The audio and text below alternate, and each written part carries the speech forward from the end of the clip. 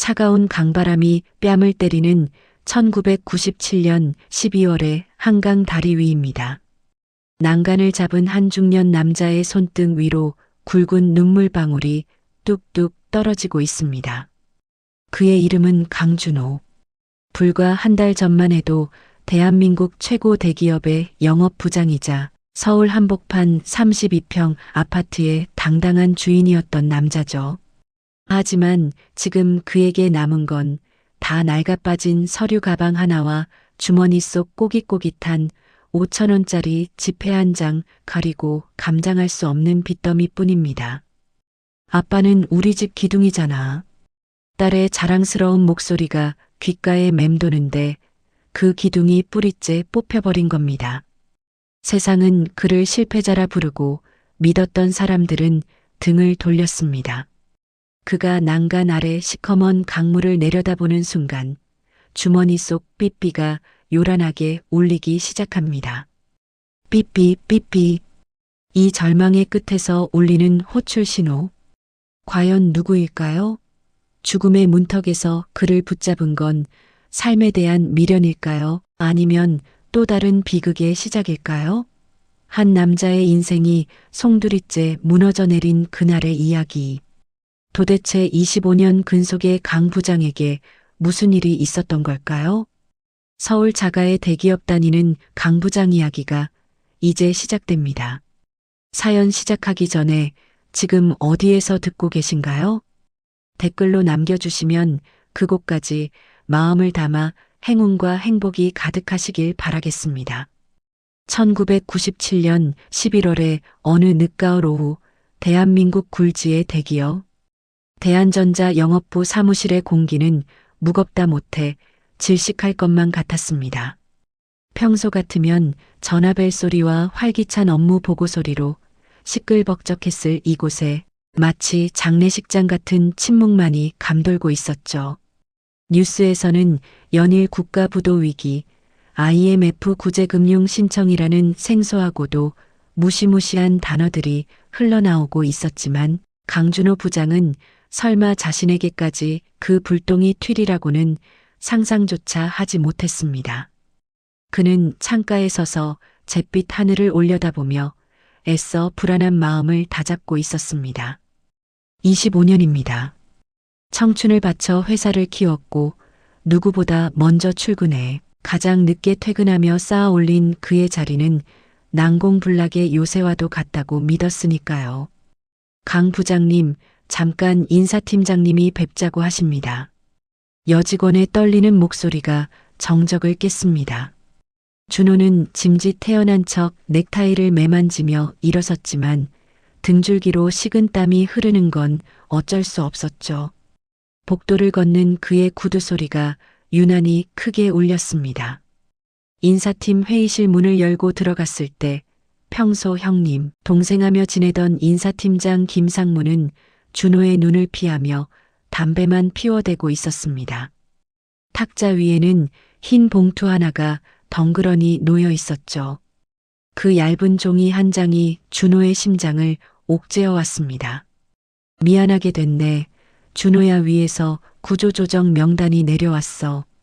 자네 부서 실적이 문제가 아니라 지금 회사가 사느냐 죽느냐 하는 판이라 고연봉자부터 정리하라는 지시가. 김상무의 말끝이 흐려졌습니다. 준호는 귀를 의심했습니다. 실적? 영업 1팀이 달성한 매출이 얼마인데 실적 타령이란 말입니까?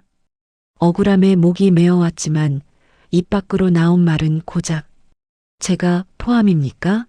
라는 힘없는 반문뿐이었습니다. 김상무는 고개를 끄덕이며 깊은 한숨을 내쉬었죠. 퇴직금은 지금 상황인지라 당장 정산이 어려울 수도 있어. 대신 위로금을 좀 챙겨주려 노력은 해보겠네. 회의실을 나온 준호의 다리가 후들거렸습니다. 25년의 충성이, 그 치열했던 시간이 고작 이 종이 한 장으로 끝이 났다는 사실을 받아들이기 힘들었습니다. 자리로 돌아온 그는 차마 짐을 쌀 수 없었습니다. 부하 직원들의 시선이 등 뒤에 꽂히는 것 같아 따가웠죠. 누군가는 안타까워하겠지만 또 누군가는 자신의 생존을 안도하며 준호의 빈자리를 노리고 있을지도 모릅니다. 그것은 냉혹한 조직의 생리였으니까요. 준호는 책상 위에 놓인 가족 사진을 집어들었습니다. 환하게 웃고 있는 아내 혜경과 딸 민지의 얼굴. 서울자가 아파트, 대기업 부장. 사모님 소리 듣게 해주겠다고 큰 소리 뻥뻥 쳤던 자신이 한없이 초라하게 느껴졌습니다. 가장이라는 이름의 무게가 천근만근 어깨를 짓눌렀습니다. 그는 떨리는 손으로 명패를 어루만졌습니다. 영업부장 강준호. 이제는 과거형이 되어버린 그 직함을 뒤로하고 그는 도망치듯 회사를 빠져나왔습니다. 엘리베이터 거울 속에 비친 중년 남자의 얼굴은 폐잔병 그 자체였습니다. 서울의 화려한 야경이 오늘따라 그를 비웃는 것만 같아 준호는 차마 고개를 들 수가 없었습니다. 해고 통보를 받은 다음 날 아침, 준호는 여느 때와 다름없이 새벽 6시에 눈을 떴습니다. 습관이란 참으로 무서운 것이죠. 밤새 한숨도 못 자고 뒤척이다가도 알람 소리에 조건반사적으로 몸을 일으켰으니까요. 옆에서 곤히 잠든 아내 혜경의 얼굴을 보자 가슴 한구석이 욱신거렸습니다. 차마 나 잘렸어라는 말이 입 밖으로 나오지 않았습니다. 아니, 인정하고 싶지 않았던 것일지도 모릅니다. 오늘이라도 회사에 가면 착오가 있었다며 다시 자리를 내어줄 것만 같은 신락 같은 희망 혹은 헛된 망상을 붙잡고 있었던 거죠. 준호는 평소보다 더 공들여 면도를 하고 가장 아끼는 넥타이를 맸습니다. 거울 속에 비친 그는 여전히 번듯한 대기업 부장이었습니다. 껍데기는 그대로인데 알맹이만 썩어 문드러진 기분이었죠. 식탁에 앉자 아내가 끓여준 북어국 냄새가 코를 찔렀지만 모래알을 씹는 것 같아 숟가락을 들 수조차 없었습니다. 당신 오늘 중요한 미팅 있다지 않았어요? 넥타이가 아주 잘 어울리네. 파이팅해요. 아내의 응원이 비수가 되어 꽂혔습니다. 준호는 애써 미소를 지으며 그래, 늦겠다 다녀올게. 라고 웅얼거리듯 대답하고는 현관문을 나섰습니다. 등 뒤에서 아빠 용돈 좀 올려주라. 라고 외치는 철없는 딸 민지의 목소리가 들려왔지만 뒤돌아볼 용기가 나지 않았습니다. 아파트 단지를 빠져나온 준호의 발걸음은 갈 곳을 잃었습니다. 평소라면 회사 셔틀버스를 탔겠지만 이제 그에게는 탑승 자격이 없었죠. 그는 지하철역으로 향했습니다. 출근길 만원 지하철, 사람들의 땀 냄새와 피로에 찌든 표정들 틈에 끼어 있으니 묘한 안도감이 들었습니다. 적어도 이 순간만큼은 자신도 이 사회의 구성원처럼 보일 테니까요. 하지만 목적지인 시청역에 도착해도 내릴 수가 없었습니다. 갈 곳이 없었기 때문이죠. 결국 준호가 향한 곳은 종로의 탑골공원이었습니다. 그곳에는 이미 그와 비슷한 처지의 양복 입은 사내들이 벤치마다 가득했습니다. 신문을 펴들고 얼굴을 가린 채 시간을 죽이는 사람들. 그들은 서로 눈을 마주치지 않았습니다. 서로의 몰락을 확인하는 것이 두려웠기 때문일까요? 준호는 공원 구석 벤치에 앉아 멍하니 비둘기 떼를 바라봤습니다. 25년 동안 쉼없이 달려왔는데 멈춰선이 보이는 건 황량한 공원 바닥뿐이었습니다. 점심시간이 되자 허기가 졌지만 5,000원짜리 점심도 사치스럽게 느껴졌습니다. 그는 자판기에서 300원짜리 율무차를 뽑아 들었습니다. 따뜻한 율무차가 목으로 넘어가자 울컥 눈물이 솟았습니다. 자신이 어쩌다 이 지경이 되었는지, 세상이 왜 이리 가혹한지 원망스러웠습니다. 그때 공중전화 부스에서 누군가 소리를 지르는 모습이 보였습니다. 제발 부도만은 막아주십시오. 사장님. 절규하는 낯선 사내의 모습에서 준호는 자신의 미래를 보았습니다.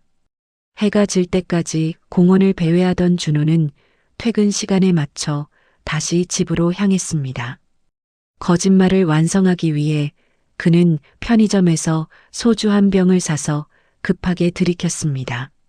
술 냄새라도 풍겨야 회식 핑계를 댈 수 있을 테니까요. 비틀거리는 발걸음으로 아파트 복도에 들어선 준호. 현관문 앞에 선 그의 그림자가 유난히 길고 쓸쓸하게 늘어졌습니다. 도어락 비밀번호를 누르는 손가락이 떨렸습니다. 이 거짓말이 언제까지 지속될 수 있을까요? 거짓말이라는 것은 참 묘한 성질을 가지고 있습니다. 처음 뱉을 때는 바늘처럼 가늘고 뾰족해서 티가 잘 안 나지만 시간이 지날수록 눈덩이처럼 불어나 결국은 주인을 깔아뭉개고 말거든요. 강준호 부장의 거짓말도 그랬습니다.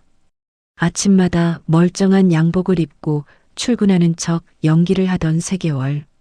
그 시간은 준호에게는 살얼음판을 걷는 듯한 공포의 시간이었지만 동시에 유일하게 자존심을 지킬 수 있는 마취제 같은 시간이기도 했습니다. 하지만 1998년 2월 그 마취가 풀리는 날이 오고야 말았습니다. 그날은 유난히 날씨가 매서운 날이었습니다. 준호는 공원 벤치에 앉아 시간을 때우다 추위를 피해 지하철 역사 안을 서성이고 있었죠. 그런데 집에서 아내 혜경의 다급한 호출이 왔습니다. 여보, 지금 집으로 빨리 좀 와봐요. 어떤 사람들이. 수화기 너머로 들려오는 아내의 비명 섞인 목소리, 그리고 와장창 무언가 깨지는 소리. 준호의 심장이 덜컥 내려앉았습니다. 올 것이 왔구나. 그는 미친 사람처럼 택시를 잡아탔습니다. 택시비가 없다는 사실도 잊은 채 말이죠. 아파트 현관문은 이미 활짝 열려 있었고 낯선 구두들이 현관을 점령하고 있었습니다. 거실에 들어서자마자 준호의 눈에 들어온 것은 공포에 질려 소파 구석에 웅크리고 있는 아내와 딸 민지의 모습이었습니다. 그리고 그 앞에는 덩치 큰 사내 셋이 팔짱을 낀 채 서 있었죠. 빚쟁이들이었습니다. 퇴직금을 빚 갚는 데에 다 썼지만 보증을 잘못 썼던 빚까지 터지면서 사채업자들이 들이닥친 겁니다. 아이고, 강 부장님 오셨습니까? 회사 잘리시고 연락이 안 돼서 직접 찾아왔습니다. 사내의 비아냥거리는 목소리가 거실을 울렸습니다. 그 순간 혜경의 눈이 커졌습니다. 회사를 잘렸다니요? 그게 무슨 소리예요? 혜경의 떨리는 질문에 사내는 콧방귀를 뀌며 말했습니다. 사모님 모르셨어요? 이 양반 잘린 지가 언젠데. 지금 껍데기만 번지르르 하지 완전 빈털터리입니다. 빈털터리. 준호는 고개를 들 수 없었습니다. 차라리 뺨을 맞는 게 나았을 겁니다. 아내의 눈빛이 경악에서 의심으로 그리고 깊은 배신감으로 변해가는 과정을 지켜보는 건 지옥 그 자체였으니까요. 사내들은 집안 살림살이 하나하나에 빨간 딱지를 붙이기 시작했습니다. 혜경이 아끼던 자개장에도, 민지가 대학 입학 선물로 받은 피아노에도, 그리고 준호가 그렇게 자랑스러워하던 골프채에도 붉은 딱지가 붙을 때마다 준호의 25년 인생도 함께 압류당하는 기분이었습니다. 사내들이 돌아가고 난 뒤 집안에는 정막만이 흘렀습니다. 깨진 화분 조각들이 바닥에 널려 있었고 빨간 딱지들은 마치 피눈물처럼 집안 곳곳에 박혀 있었습니다. 한참 만에 혜경이 입을 열었습니다. 목소리는 차갑게 식어 있었습니다. 당신이 사업하다 망한 거라면 이해할 수 있어요. 회사를 잘린 것도 당신 잘못이 아니니까 위로해 줄 수 있어요. 그런데 혜경은 흐르는 눈물을 닦으며 말을 이었습니다. 어떻게 가족을 속여요? 매일 아침 도시락 싸주는 나를 보면서 무슨 생각을 했어요? 우리가 당신한테 겨우 이 정도 존재밖에 안 됐던 거예요? 준호는 무릎을 꿇고 빌었습니다. 미안해, 혜경아. 말할 타이밍을 놓쳐서. 내가 어떻게든 해결해 보려고. 하지만 변명은 통하지 않았습니다. 신뢰가 깨진 부부 사이는 깨진 유리그릇과 같아서 다시 붙이려 할수록 상처만 깊어질 뿐이었죠. 민지는 방문을 쾅 닫고 들어가 버렸고 혜경은 짐 가방을 꺼냈습니다. 당분간 민지 데리고 언니 집에 가 있을게요. 이 집 곧 넘어간다면서요. 당신도 거쳐 알아봐요. 현관문을 나서는 아내와 딸의 뒷모습. 준호는 가지 말라는 말 한마디를 내뱉지 못했습니다. 텅 빈 거실, 빨간 딱지가 덕지덕지 붙은 가구들 사이에 홀로 남겨진 준호. 그는 짐승처럼 울부짖었습니다. 자신의 오만함과 어리석음이 소중한 성을 무너뜨린 것입니다. 창밖에는 눈발이 날리기 시작했습니다. 갈 곳 없는 준호의 처지처럼 서러운 눈이 내리고 있었습니다. 서울역과 영등포역. 그곳은 IMF가 만들어낸 거대한 수용소와도 같았습니다. 멀쩡하던 가장들이 하루아침에 노숙자로 전락해 신문지를 덮고 눕는 곳. 강준호도 그 대열에 합류했습니다. 찜질방을 전전하다 돈이 떨어지자 결국 지하도 차가운 바닥에 몸을 뉘었죠. 처음 며칠은 잠을 잘 수가 없었습니다. 시멘트 바닥에서 올라오는 냉기보다 지나가는 사람들의 시선이 더 차갑고 고통스러웠기 때문입니다. 내가 누군데? 내가 대한전자 영업부장 강준호인데. 하지만 배고픔 앞에서는 자존심도 사치였습니다. 준호는 무료 급식 소줄 끝에 섰습니다. 배식판에 담긴 묽은 시래기국과 식은 밥 덩어리. 그걸 허겁지겁 먹고 있는 자신의 모습을 보며 준호는 비참함에 눈물을 뚝뚝 흘렸습니다. 밥알과 눈물이 뒤섞인 그 맛을 그는 평생 잊을 수 없을 것 같았습니다. 돈을 벌어야 했습니다. 가족을 다시 찾아오려면, 아니 당장 입에 풀칠이라도 하려면 뭐라도 해야 했죠. 그는 인력 소개소를 찾아갔습니다. 나이도 있고 기술도 없고 힘쓰는 일 자신 있어요? 소개소장의 물음에 준호는 네, 시켜만 주십시오. 라고 외쳤습니다. 그렇게 배치받은 곳은 아파트 공사 현장이었습니다. 넥타이만 매던 손으로 벽돌을 나르고 시멘트를 겠습니다. 어깨가 끊어질 것 같고 허리는 펴지지도 않았습니다. 어이 강씨, 동작이 왜 그렇게 굼떠? 밥값은 해야 할 거 아니야. 아들벌도 안 되는 젊은 반장의 호통이 날아왔습니다. 예전 같으면 쳐다보지도 못했을 녀석이 반말을 해대는데 쥐구멍이라도 숨고 싶었죠. 하지만 참아야 했습니다. 일당 5만 원. 그 돈이 없으면 오늘 밤도 굶어야 하니까요. 일주일쯤 지났을까요? 준호는 현장에서 실수를 저질러 쫓겨나고 말았습니다. 너무 지친 나머지 벽돌을 나르다 발을 헛디뎌 와르르 쏟아버린 겁니다. 당장 꺼져. 재수없게. 욕설을 들으며 현장에서 쫓겨난 그날 밤. 준호는 편의점에서 소주 2병을 사서 깡소주를 들이켰습니다. 취하지 않고는 견딜 수 없는 밤이었죠. 비틀거리며 길을 걷다 보니 어느새 인적 드문 골목길이었습니다. 몸을 가눌 수 없어 쓰레기 더미 옆에 주저앉았습니다. 겨울바람이 살을 애는 듯 했지만 술 기운 때문인지 춥다는 생각조차 들지 않았습니다. 이대로 잠들면 차라리 편해지겠지. 준호는 스르르 눈을 감았습니다. 가족들의 얼굴이 주마등처럼 스쳐 지나갔습니다. 미안하다. 못난 가장을 용서해라. 의식이 흐릿해져가는 찰나였습니다. 이봐요. 아저씨, 정신 차려요. 누군가 거칠게 준호의 어깨를 흔들었습니다. 억지로 눈을 떠보니 가로등 불빛 아래 허름한 점퍼를 입은 노인 하나가 서 있었습니다. 얼굴은 주름투성이고 냄새나는 리어카를 끌고 있었지만 눈빛만은 형형했죠. 여기서 자면 입 돌아가요. 아니, 얼어 죽는다고. 일어나 봐요, 좀. 노인은 끙끙대며 축 늘어진 준호를 일으켜 세웠습니다. 준호는 다리에 힘이 풀려 노인의 몸에 기대다시피 했습니다. 노인의 옷에서는 땀 냄새와 흙 냄새가 났지만 이상하게도 역하지 않았습니다. 오히려 사람의 온기가 느껴져 눈물이 왈칵 쏟아졌습니다. 젊은 사람이 어쩌다 이 지경이 됐어. 쯧쯧. 노인은 주머니를 뒤적거리더니 따뜻한 캔커피 하나를 꺼내 준호의 언손에 쥐어주었습니다. 이거 마시고 정신 차려요. 죽을 용기로 살아야지.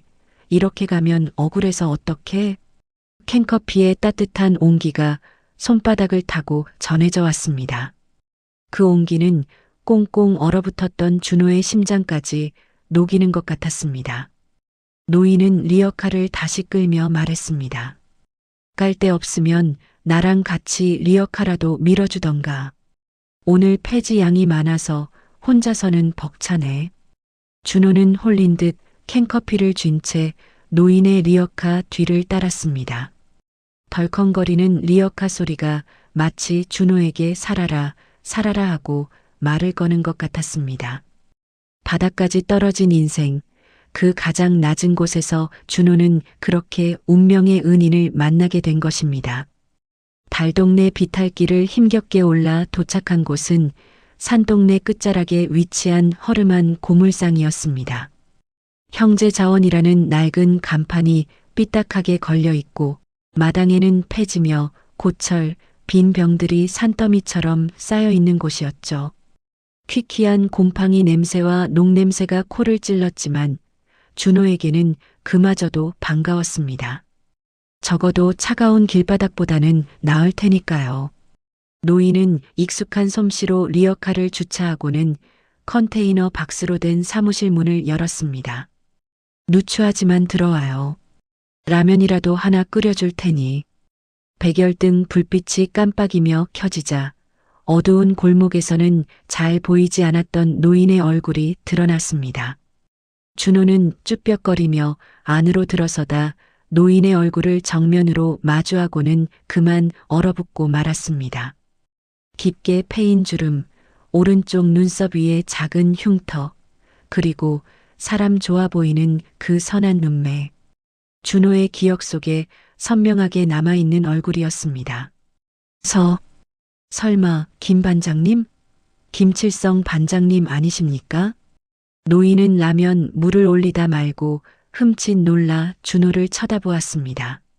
그리고 준호의 꼬질꼬질한 얼굴을 뚫어지라 살피더니 들고 있던 국자를 떨어뜨리고 말았습니다. 아니, 이게 누구야? 강 부장님? 강준호 부장님 아니십니까? 그렇습니다. 그는 준호가 다니던 대한전자 본사 건물의 경비 반장이었던 김칠성 씨였습니다. 25년 동안 아침마다 부장님 오셨습니까? 하며 거수경례를 붙이던 그분, 명절이면 준호가 반장님, 이거 약수하지만 떡값이나 하세요 하며 봉투를 건네면 손사래를 치며 고마워하던 그분이었습니다. 김 반장은 준호의 두 손을 덥석 잡았습니다. 그의 손은 거칠고 투박했지만 그 어떤 비단결보다 따뜻했습니다. 세상에 이게 무슨 병고입니까? 뉴스에서 회사가 어렵다는 소리는 들었지만 우리 강 부장님이, 천하의 강 부장님이 이런 몰골을 하고 계시다니요. 김 반장의 눈에 물기가 차올랐습니다. 준호는 쥐구멍이라도 숨고 싶었습니다. 한때는 잘 나가던 임원으로 거들먹거렸는데 지금은 노숙자 꼴을 하고 옛 부하 직원, 엄밀히 말하면 용역 직원이었지만 앞에 서 있다니요. 수치심에 고개를 들 수 없었습니다. 하지만 김 반장은 준호를 실패자로 대하지 않았습니다. 그는 서둘러 따끈한 라면을 끓여내오고 장롱 깊숙이 아껴두었던 소주 한 병을 꺼냈습니다. 부장님, 쪽팔려 할 거 없습니다. IMF 이놈이 나라를 아주 쑥대밭으로 만들지 않았습니까? 산 사람은 살아야죠. 드세요, 어서. 보글보글 끓는 라면 냄새가 코끝을 자극하자 준호의 눈에서도 눈물이 툭 터졌습니다. 후루룩 면발을 넘기는 소리 사이로 준호의 흐느낌이 섞여 나왔습니다. 김 반장은 아무 말 없이 준호의 잔에 술을 채워주었습니다. 제가 정년 퇴직하고 할 게 없어서 이 고물상을 차렸는데 혼자 하려니 힘에 부칩니다. 갈 데 없으면 당분간 여기서 지내세요. 방은 좁지만 난방은 잘 됩니다. 그날 밤 준호는 김 반장이 내어준 컨테이너 안쪽 구석 전기장판 위에서 웅크리고 누웠습니다. 밖에는 윙윙 겨울바람이 불었지만 등 따뜻하고 배부른 이 밤이 꿈만 같았습니다. 그래, 죽으란 법은 없구나. 나를 기억해주는 사람이 있구나. 준호는 다짐했습니다. 이 은혜는 무슨 일이 있어도 갚겠노라고. 비록 쓰레기 더미 속 고물상이었지만 준호에게는 그곳이 다시 일어설 수 있는 유일한 피난처이자 기지였습니다. 다음 날부터 강 부장은 강씨 아저씨가 되어 고물상 생활을 시작했습니다. 처음에는 몸을 쓰는 일이 낯설어 실수투성이었지만 준호에게는 남들이 없는 특별한 무기가 있었죠. 바로 25년 대기업 생활로 다져진 관리 능력과 시스테마였습니다. 준호는 난장판이나 다름없던 고물상을 뜯어 고치기 시작했습니다. 마구잡이로 쌓여있던 고물들을 종류별, 등급별로 분류하고 동선을 정리했습니다. 반장님, 이렇게 분류해서 납품하면 단가를 20원은 더 받을 수 있습니다. 준호의 계산은 정확했고 김 반장의 수입은 눈에 띄게 늘어났습니다. 김 반장은 역시 배운 사람은 달라. 고물상이 백화점이 됐네. 하며 껄껄 웃었습니다. 하지만 준호의 진가가 발휘된 건 분류가 아니라 재생이었습니다. 어느 날 고물상 한 구석에 버려진 선풍기와 고장난 밥솥들이 비를 맞고 있는 것을 보게 되었죠. 남들 눈에는 그저 고철 덩어리였지만 대한전자에서 제품 개발부터 영업까지 두루 거친 준호의 눈에는 다르게 보였습니다. 이거 모터는 멀쩡한데 접촉 불량 같은데 직업병이 도진 걸까요? 준호는 밤마다 고물상 마당에 쭈그리고 앉아 드라이버를 들고 씨름하기 시작했습니다. 기름때 묻은 목장갑을 끼고 녹슬어 뻑뻑한 나사를 풀고 끊어진 전선을 다시 잇는 작업. 몸은 고됐지만 이상하게 가슴 한구석이 뜨거워졌습니다. 회사에서는 서류 결제나 하고 사람 관리나 하느라 잊고 살았던 엔지니어의 피가 끓어오르는 것 같았습니다. 며칠 밤을 새우다시피 한 끝에 드디어 운명의 순간이 왔습니다. 수리를 마친 선풍기 코드를 콘센트에 꽂고 버튼을 누른 순간 윙윙 먼지를 털어낸 날개가 힘차게 돌아가기 시작했습니다. 시원한 바람이 준호의 땀방울을 식혀주었죠.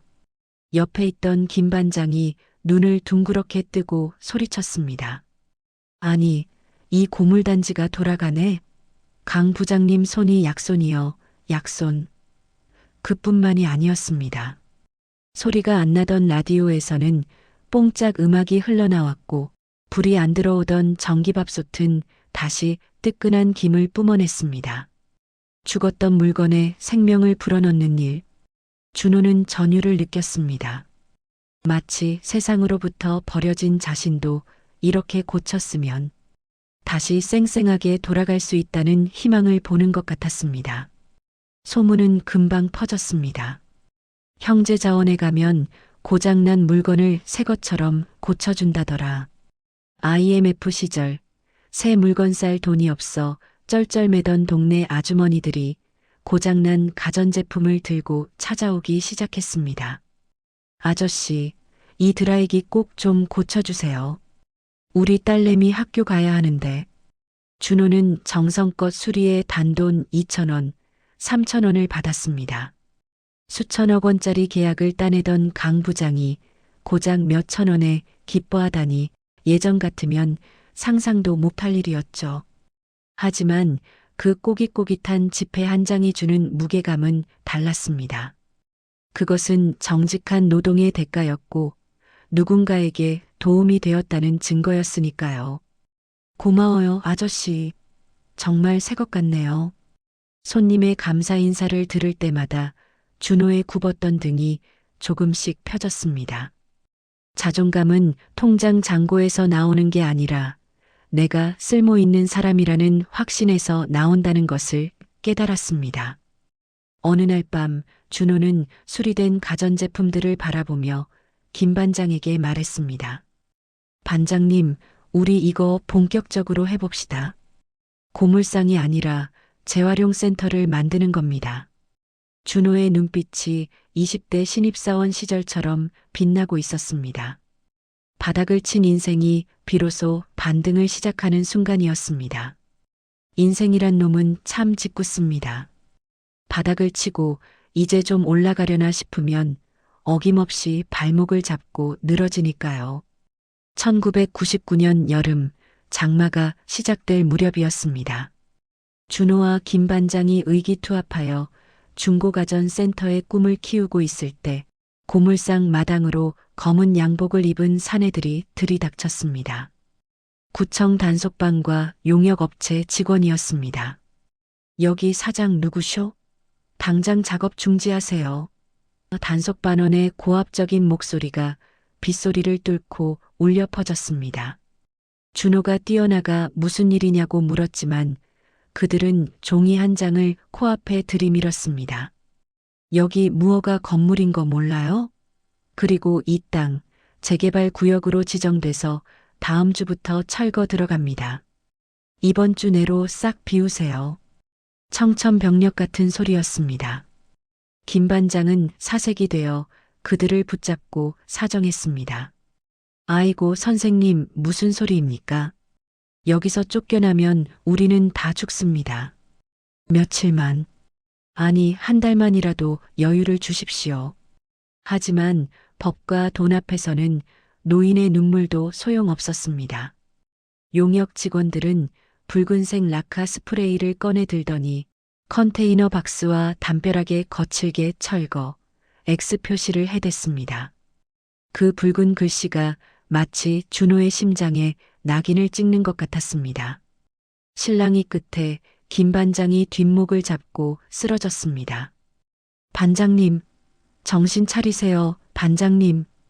구급차가 오고 난리통이 벌어졌지만 남겨진 건 진흙탕 속에 나뒹구는 고물들과 철거라는 붉은 글씨뿐이었습니다.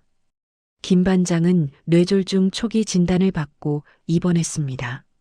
준호가 그동안 가전제품을 팔아모은 푼돈은 병원비와 검사비로 순식간에 사라졌습니다. 텅 빈 고물상에 홀로 남은 준호.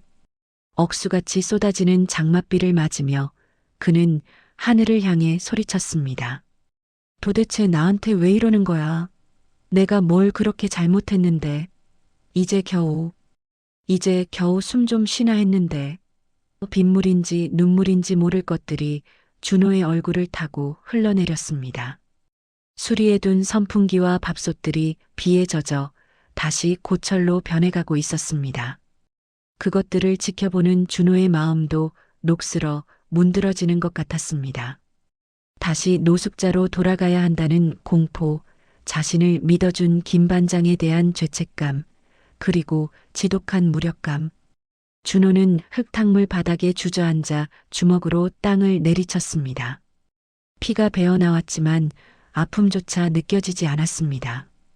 이 지독한 가난의 굴레를 끊을 방법은 정령 없는 걸까요? 철거 예정일 전날 비는 그쳤지만 하늘은 여전히 잔뜩 찌푸려 있었습니다. 준호는 마지막으로 짐을 정리하고 있었습니다. 김 반장이 퇴원하면 모시고 갈 단칸방이라도 구하려면 당장 고철이라도 팔아 돈을 만들어야 했으니까요. 희망이 사라진 눈동자는 퀭했고 덥수룩한 수염은 그를 더욱 초라하게 만들었습니다. 그때였습니다. 질척거리는 고물상 입구로 웬 검은색 고급 세단 한 대가 미끄러지듯 들어왔습니다. 이런 누추한 곳에는 어울리지 않는 광경이었죠. 길을 잘못 들었나 보군. 준호는 신경 쓰지 않고 폐지를 묶었습니다. 그런데 차문이 열리고 말끔한 정장 차림의 30대 남자가 내렸습니다. 그는 진흙탕의 구두가 더러워지는 것도 아랑곳하지 않고 고물상 안을 두리번거렸습니다. 그리고 준호를 발견하자마자 눈을 크게 뜨고 달려왔습니다. 부장님, 강준호 부장님 아니십니까? 준호는 흠칫 놀라 뒤로 물러섰습니다. 낯선 남자가 자신을 아는 체 하다니, 게다가 부장님이라니. 준호는 경계심 가득한 눈으로 남자를 쳐다봤습니다. 누구셔? 사람 잘못 봤습니다. 모자를 푹 눌러쓰고 돌아서려는 찰나 남자가 준호의 앞을 가로막으며 외쳤습니다. 접니다. 박민수. 5년 전 영업 2팀 신입사원 박대리요. 부장님이 저 살려주셨잖아요. 박민수.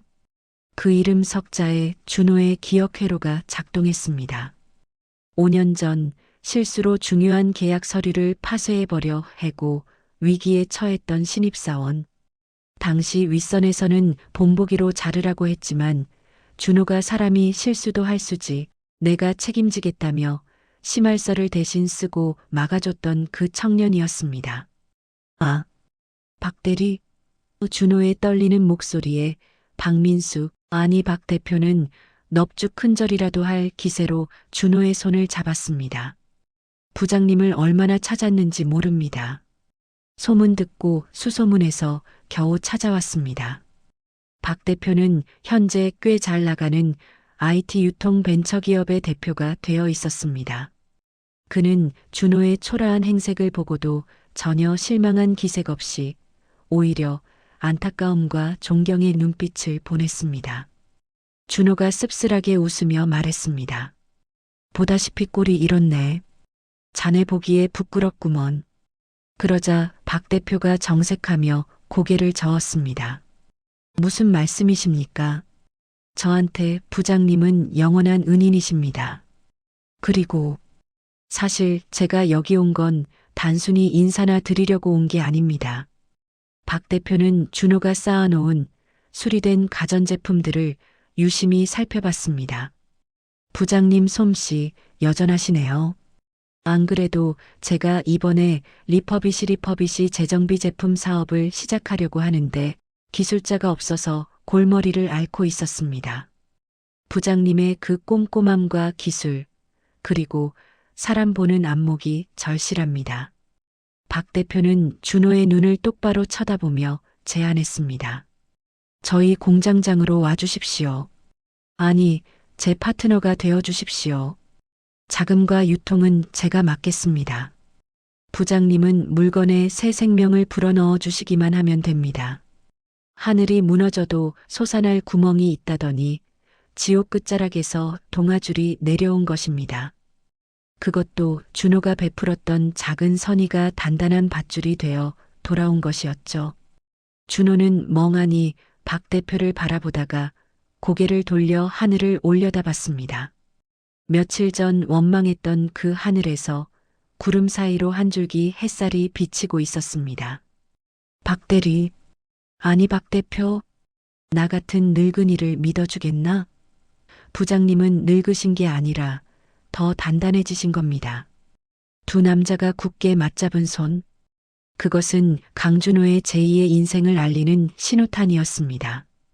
박 대표의 과감한 투자와 강준호의 기술력이 만난 시너지 효과는 대단했습니다. 경기도 외곽의 낡은 창고를 개조해 만든 공장, 간판에는 희망 리사이클링이라는 투박하지만 힘있는 글씨가 새겨졌습니다. 강준호는 이곳의 공장장이자 실질적인 운영자가 되었죠. 하지만 준호가 가장 먼저 한 일은 기계를 들여오는 게 아니었습니다. 그는 인력 시장을 돌며 사람을 모았습니다. 젊고 빠릿빠릿한 청년들이 아니었습니다. 허리가 굽은 50대 가장, 명예퇴직 당하고 갈 곳 없어 공원을 배회하던 김 차장, 이 부장 같은 사람들이었죠. 박 대표가 부장님, 너무 나이 드신 분들만 뽑는 거 아닙니까? 효율이 떨어질 텐데요. 라고 우려했지만 준호는 단호했습니다. 이분들은 절박함이 있습니다. 그리고 누구보다 일의 소중함을 아는 분들입니다. 기술은 제가 가르치면 됩니다. 준호의 예상은 적중했습니다. 희망 리사이클링의 공장 안은 여느 공장과는 다른 공기가 흘렀습니다. 직원들은 고장난 냉장고 하나, 세탁기 하나를 자신의 자식처럼 다뤘습니다. 기름때를 닦아내고 부품을 교체하는 그들의 손길에는 반드시 다시 살려내겠다는 비장함마저 감돌았으니까요. 준호는 작업복을 입고 현장을 누비며 외쳤습니다. 우리는 단순히 고철을 만지는 게 아닙니다. 누군가의 소중한 추억을, 그리고 무너진 우리들의 자존심을 다시 조립해서 세상에 내보내는 겁니다. 알겠습니까? 알겠습니다, 공장장님. 중년 남성들의 우렁찬 대답이 공장을 울렸습니다. 때마침 불어닥친 아나바다 아껴 쓰고 나눠 쓰고 바꿔 쓰고 다시 쓰기 운동 열풍은 사업에 날개를 달아주었습니다. 희망 리사이클링 마크가 찍힌 재생 가전은 싸고 튼튼하고 AS까지 완벽하다는 소문이 나면서 없어서 못 팔 지경이 되었죠. 매출 그래프는 매달 최고치를 경신했습니다. 첫 수익금이 정산되던 날 준호는 떨리는 손으로 통장을 확인했습니다. 빚을 갚고도 남을 만큼의 돈이 찍혀 있었습니다. 하지만 준호는 그 돈으로 고급 승용차를 사거나 명품 양복을 사지 않았습니다. 대신 가장 먼저 김 반장 이제는 회복하여 고모님이 대신에게 두툼한 용돈을 챙겨드리고 직원들에게 보너스를 지급했습니다. 그리고 남은 돈을 몽땅 털어 서울 변두리에 작은 빌라 전세를 계약했습니다. 2년 전 쫓겨났던 그 화려한 아파트는 아니었지만 준호에게는 그 어떤 궁궐보다 소중한 보금자리였습니다. 이제 흩어진 퍼즐 조각을 맞출 차례가 온 것입니다. 새 천년이 밝은 2000년 1월의 어느 저녁, 준호는 말끔한 정장 차림으로 처가댁 대문 앞에 섰습니다. 한 손에는 혜경이 좋아하던 겨울 딸기 한 상자를, 다른 한 손에는 민지를 위한 최신형 노트북, 물론 준호가 직접 조립한 최고 사양의 제품을 들고 있었죠. 심장이 터질 것만 같았습니다. 벨을 누르자 인터폰 너머로 장모님의 목소리가 들렸습니다. 누구세요? 장모님, 저 강서방입니다. 잠시 후 현관문이 열리고 혜경이 나왔습니다. 2년이라는 시간 동안 식당 일이며 파출부 일을 하며 고생했는지 고왔던 얼굴에는 잔주름이 늘었고 손마디는 굵어져 있었습니다. 준호는 가슴이 미어지는 것 같아 털썩 무릎을 꿇었습니다. 여보, 내가 너무 늦었지? 미안해. 정말 미안해. 준호의 눈에서 참았던 눈물이 뚝뚝 떨어져 차가운 시멘트 바닥을 적셨습니다. 혜경은 한참을 말없이 준호를 내려다보다가 들고 있던 딸기 상자를 받아들고는 준호의 옷깃을 여며주었습니다. 일어나요. 날 춥다. 밥은 먹고 다니는 거예요? 그 한마디에 준호는 엉엉 소리 내어 울고 말았습니다. 원망이나 비난이 아닌 밥은 먹었냐는 그 투박한 물음이 준호의 모든 죄책감을 씻어주는 것 같았으니까요. 방에서 나온 민지도 아빠를 보고는 달려와 품에 안겼습니다. 아빠, 보고 싶었어? 나 아빠 미워한 거 아니야. 그냥 너무 무서워서 그랬어. 준호는 딸의 등을 토닥이며 속삭였습니다. 알아, 민지야. 아빠가 더 미안해. 이제 우리 다시는 헤어지지 말자. 그날 밤 세 식구는 준호가 마련한 18평 빌라로 돌아왔습니다.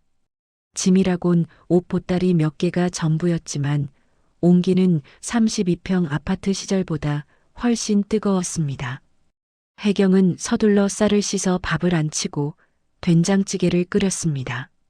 보글보글 찌개 끓는 소리, 도마 위에서 칼질하는 소리, 준호가 그토록 그리워했던 가정의 소리였습니다. 좁은 밥상에 둘러앉은 세 사람. 준호가 숟가락을 들며 말했습니다. 자, 밥 먹자. 많이 먹어. 평범한 찌개 백반이었지만 준호에게는 세상에서 가장 맛있는 만찬이었습니다.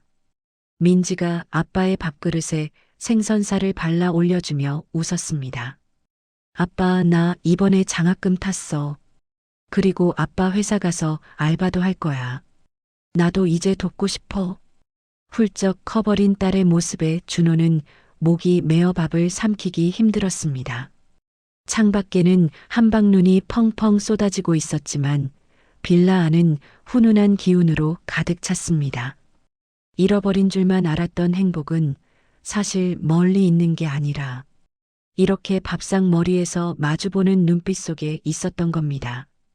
2000년 봄 희망 리사이클링은 이제 수도권의 대리점까지 둔 건실한 중소기업으로 자리 잡았습니다.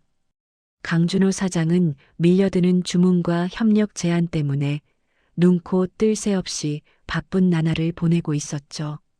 어느 날 대기업과의 납품 계약을 위해 시내 호텔 로비 라운지에서 미팅을 기다리고 있을 때였습니다. 죄송합니다. 한 번만 더 기회를 주십시오. 저만치 구석 테이블에서 누군가 고개를 조아리며 사정하는 소리가 들렸습니다. 낯익은 목소리였습니다. 준호가 고개를 돌려보니 낡은 양복을 입은 중년 남자가 젊은 고객 앞에서 땀을 뻘뻘 흘리며 보험 상품 팸플릿을 펴놓고 있었습니다. 그는 다름 아닌 2년 전 준호에게 해고 통지서를 건넸던 인사팀장 김상무였습니다. 회사에서 저승사자로 불리며 구조조정의 칼자루를 휘두르던 그였지만 결국 그 역시 칼바람을 피하지 못하고 퇴직하여 보험 영업 전선에 뛰어든 것이었죠. 준호는 잠시 망설였습니다. 솔직히 인간인지라 고소한 마음이 없었던 건 아닙니다. 당신도 당해보니 어때? 하고 비웃어주고 싶은 충동도 일었습니다. 하지만 준호는 곧 고개를 저었습니다. 김상무의 구분 등에서 2년 전 서울역을 배회하던 자신의 모습이 겹쳐 보였기 때문입니다. 그 역시 한 가정의 가장으로서 살아남기 위해 발버둥 치는 또 다른 강 부장일 뿐이었으니까요. 고객이 짜증을 내며 자리를 뜨자 김상무는 허탈한 표정으로 짐을 챙겼습니다. 그때 누군가 그의 앞을 가로막았습니다. 상무님, 오랜만입니다. 김상무가 고개를 들어 준호를 보더니 소스라치게 놀라 뒷걸음질 쳤습니다. 강 부장? 아니, 강 사장인가? 준호의 번듯한 모습과 자신의 초라한 행색이 비교되어 김상무의 얼굴이 벌겋게 달아올랐습니다. 그는 도망치듯 자리를 피하려 했습니다. 상무님, 잠시 앉으시죠.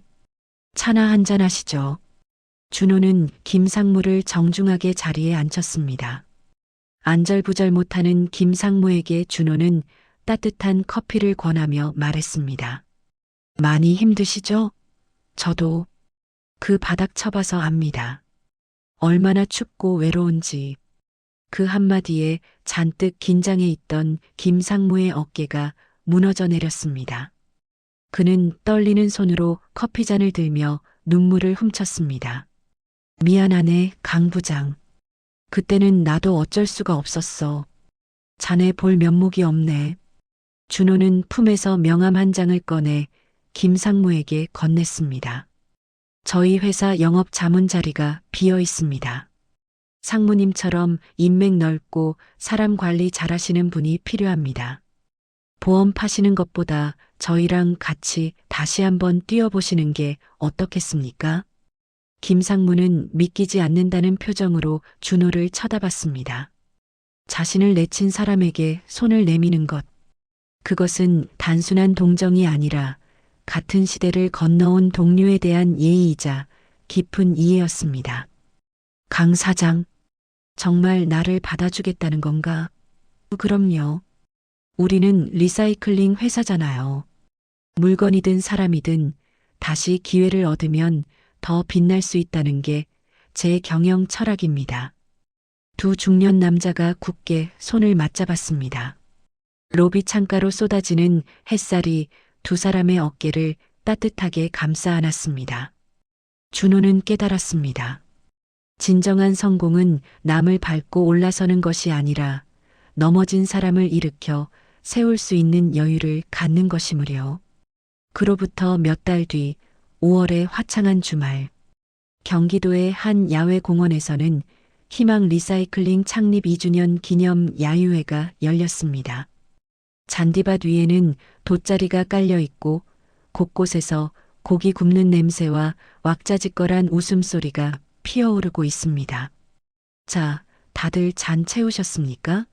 건배 제의는 우리 명예회장님이신 김칠성 고문님께서 하시겠습니다. 박 대표의 우렁찬 목소리에 직원들과 가족들이 모두 잔을 높이 들었습니다.